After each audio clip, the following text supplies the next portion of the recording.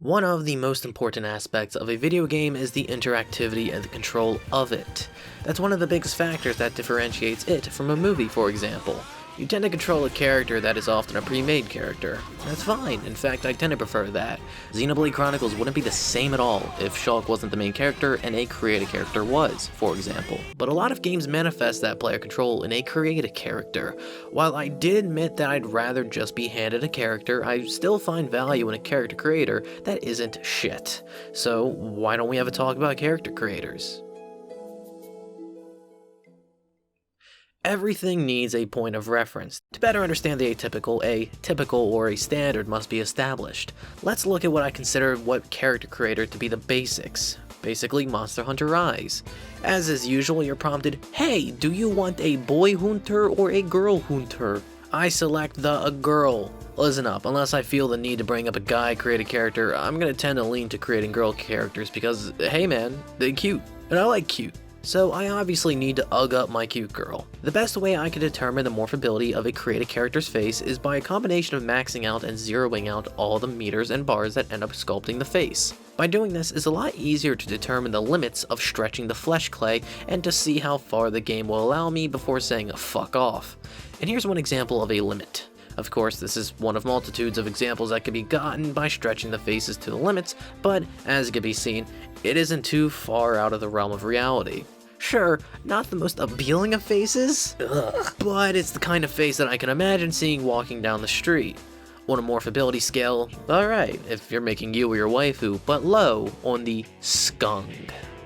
Good news! You got a bunch of hair options. None of the hair goes beyond shoulder length though, which is unfortunate as I prefer to pick the longest hair possible. Oh wait, there is hair that goes beyond the shoulder. Bad news, paid hair DLC. Thanks Capcom. But at least you can paint your hair and the rest of your character for that matter. You've got 3 sliders of the RGNB variety that be good in lathering up your created character in a layer of face paint for the makeup or the hair paint for the hair. Obviously, I'm gonna want to give my girl the reddest hair I can. I want the longest and the most reddest hair possible with the shittest hair physics, and I'm not kidding. Monster Hunter Rise is fine and all, but now that we understand what life is like in the middle class of the character creators, it's poverty time. And damn is Fire Emblem New Mystery of the Emblem poverty. Talk about bare bones, you got 3 categories per sex, 13, 10, and 10 options per respective category. It's going to be real easy to have a rundown of all the possible options when there's fucking 33 possible choices I can make here. Fuck. Going down the list, you've got 13 hairstyles, and I'd say, in general, the hair is serviceable. Nothing too offensive, but nothing really all that interesting or great either.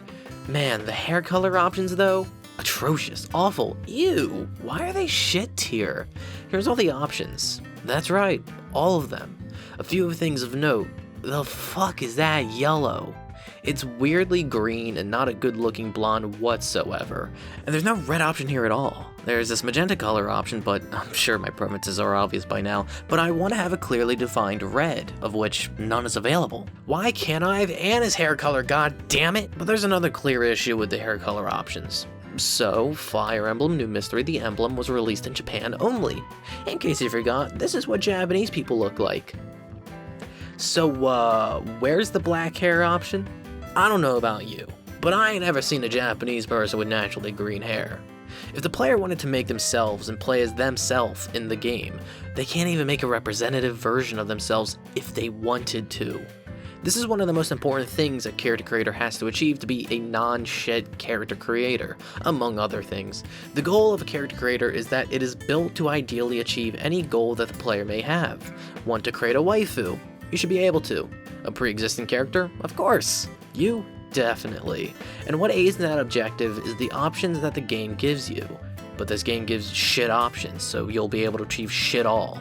To round out this excuse for choices masquerading as a character creator, the eyes. Here's all the options that are available. Some of the eye options are tied to facial accessories as well. Jesus Christ, man. For some reason, the female monocle option is the only one of the options to provide a different eye color. Strange. What else is strange is that this game is so bare bones to begin with. There's 2 reasons why that might be the case. The first choice is that it might be because it's on the DS. The DS isn't a powerhouse after all, it's got its limitations, of which said limitations may have limited the character creator. The other option is that the devs just didn't want to or couldn't put in the effort to make it better. Intelligent Systems might have considered the character creator aspect a low priority, and they either couldn't give a fuck or wouldn't give a fuck, depending on the situations they found themselves in when deving the game. Which leads me to yet another DS character creator. Yeah, there's more than one, I know, I can't fucking believe this shit either. But that's what made me interested in Phantasy Star Zero. What you got, Phantasy Star Zero? So you got your humans, your robo-mans, and anime elf things. 7 male and 7 female choices, with the most being from the human persuasion. And holy shit, we are dealing with models. No more portraits, this the big dick model shit on the dual fucking screen. So yeah, you got your choices of 14 models to pick from and can select further options to customize them. Not a whole lot of options, mind you, this is still the DS after all, but it's a hell of a lot more impressive than what Fire Emblem's got going on. In addition to 14 base models, for each model, the head and or hair can be swapped out to better fit your personal aesthetic. Already, this is a lot more than what Fire Emblem has going on, as I've mentioned. And I feel that this game is able to rule out the idea that Fire Emblem's sad excuse for a created portrait is due to the limitation of the hardware. It clearly isn't. Swapping out some more PNGs is a lot easier to do than models. Yeah, I know it's not that simple, but still. It can be seen that Intelligent Systems couldn't or wouldn't care. Which one it is a new mystery to me. Humans are ya humans. Straightforward there. I hope we're all on the same page with the concept of a human. You can adjust their clothes and hairs' flavors. Not a whole lot of options per category though. 5 costume colors, 3 skin colors, blonde, brown, and best color to round it out. But hey, don't want to be human? Neither do I. Transhumanism, baby, and all that shit. Robots are sick. They got the same amount of choices as the humans do, but it's labeled differently. And last, you have your anime elf things. Same situation applies, but you got unnatural hair paint rather than the natural choices that naturally come with the human hair. This phone whirl, or however the fuck you say it, looks a bit like Melia, don't she? Sega do what Nintendo don't. But Nintendo do try again. Now that the 3DS exists, maybe now Fire Emblem can have not absolute shit for a character. It's shit. It's still shit. Despite the access to more power, the limitations are too strong. 3 models per sex and only a handful of hair options per body type. The colors are finally not shit tier. You got 20 now, but still no good redhead option, much to my dismay. There is an orangish ginger, which I guess is good enough, but still, I need that red on that head. It only took until Fates for Intelligent Systems to meet the might and prowess and massive peen energy of Phantasy Star Zero. You got a decent amount of options, finally. Those beautiful locks, polygons, those sensuous and colorful textures. And accessories. Finally, some options. Yeah, it's alright. What do you expect as a fucking Fire Emblem character creator? Best one so far, but it's okay at best. But man, it sure would be nice if instead of trying to attempt creative characters, that Intelligent Systems just gave us pre-designed characters and only gave the option of male or female. Oh wait, they did that for 3 houses. Fucking good. If you're gonna give piss poor selections, I don't even want those options to begin with. Don't give me anything if you've got nothing to offer. But to be honest, I still kinda prefer games without creative characters.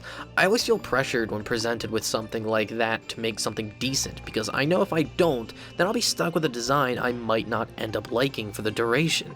And that's usually the case regardless, since creative characters tend to look and feel out of place as well. Like, I'm playing Monster Hunter Rise, and I look at the NPCs around the hub, and I look at myself, and I feel like I just don't belong. I feel out of place. I much prefer being handed a character, even a silent protagonist, because at least then, they're designed to fit in. They feel a part of the world. I'd say, in general, that anime-style games with creative characters tend to have their creative characters fit in better with their environment. Code Vein, I'd say at least at the moment, is probably the peak of the anime-style creators. Morphability is on the low end. You're not sitting there with meters micromanaging every facial detail. Nah, you're just working with preset face models and tweaking everything else. The importance and creativity is shifted to the use of accessories and paint, Code Vein of which excels in. When it comes to colors, Code Vein doesn't use any scales or sliders, but rather offers an absolute assload of palettes of colors to choose from. I really like how Code Vein uses palettes as well. You got so fucking many options for hair colors to choose from, categorized by the kind of flavor you're looking for, that you're likely to find the color you're looking for and be satisfied. It doesn't do just that. Oh no. Palettes also allow for textures and patterns that an RGB slider just can't provide. And this is incredibly useful for when you want to accessorize and want a gloss or something that's not just a solid color. But I'll get to the accessories later. Paint is meaningless if you have nothing to paint on, one of which are the eyes. You got your anime as fuck options because fuck it, it's anime, so why the hell not? And even the option for heterochromia so you too can make a shitty DeviantArt OC where eye color is personality. But more importantly than eyes is the hair. Fuck yeah, the hair tech here is good. Tons of options, long options too. Nice. But there's two other interesting things regarding the hair. The first being the gradient. The gradient tool here is great for adding depth to a created character's hair.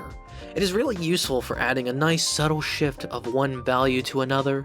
Alternatively, it makes making Byakuten really easy to do. The other interesting thing regarding hair, rather this isn't unique to the hair but can be applied to it, is the use of accessories in Code Vein.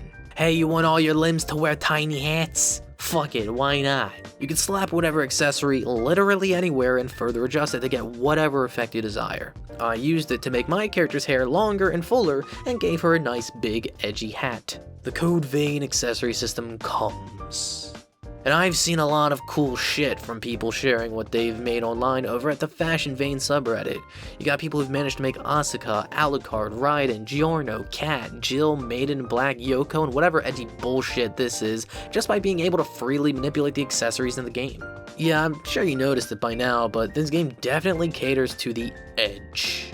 If your inner anime edgelord has been edged by the anime waifu from within, chances are that anime waifu can edge while being brought to life in this edgy bullshit. I certainly fuck with Code Vein. Another character creator that leans more towards the anime aesthetic is Xenoblade Chronicles X. Paint is not only reserved for the hair and eyes here, but also the skin. Ooh! What is that thing? And Xenoblade X predates Code Vein, but tried to do something similar with its hair color options. It too offers gradients, but unlike Code Vein, is much more of a mixed bag. On some hairstyles, it looks good, achieving a similar effect as is in Code Vein with some added depth or slide from one hue to another. But on other styles, it looks like you really need a refund to whatever shit hairstylist New LA has to offer. That shit is skung as hell. But I guess it all depends on whatever desired effect you're going for. You may like that.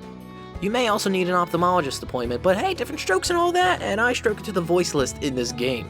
So you've got 7 voice options for each sex, and fuck is it useful to have the voice actor's name right next to each option. This should be a fucking standard. Look at you, Monster Hunter Rise. I had to look up who did what voice, and I don't have to do that in Xenoblade X because it's conveniently all there. And oh look, there's Adam Howden. I guess I could try replicating Shulk and can pretend I'm playing a better game.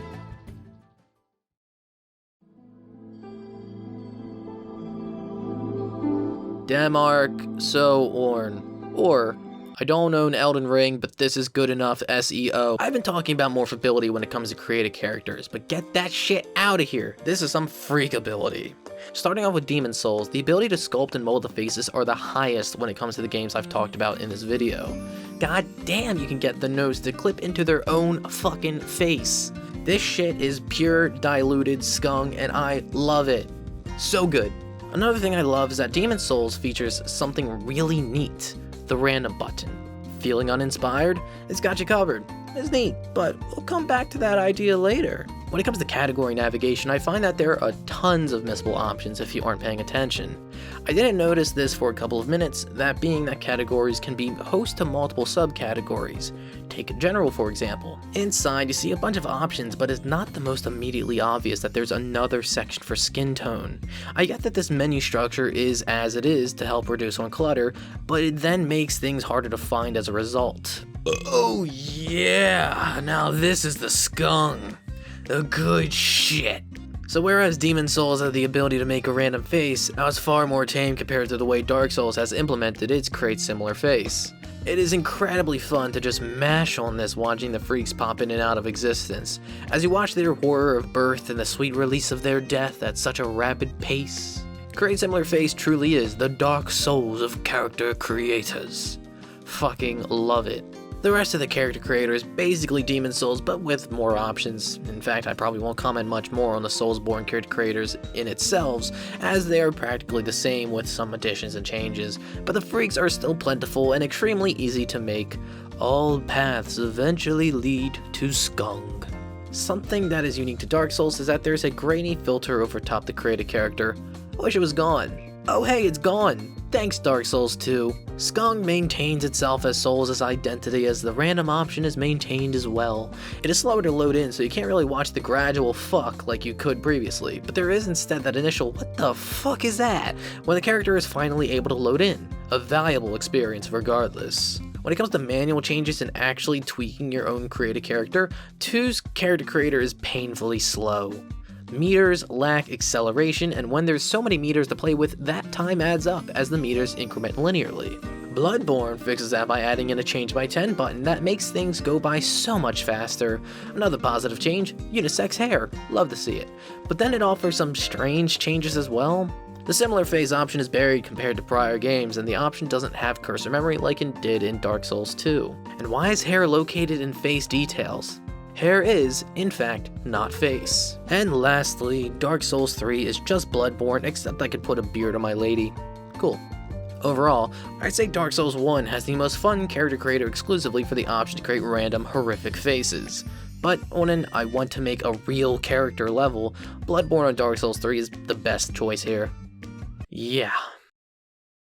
One of the main reasons why I decided to make this video in the first place is because, as I've mentioned a couple times before, I prefer being handed a pre-designed character rather than a created character. With that preference came a dread at seeing character creators and an anxiety when I'm confronted by one. But by doing this, I've been able to further appreciate character creators and to understand a bit better what their appeal is. Created characters are the extension of the idea of a silent protagonist. When you're playing something like S25 and you rip the arm off of a throne and shove it down their throat and you win the battle, you might look at your character and start to wonder how they felt about that.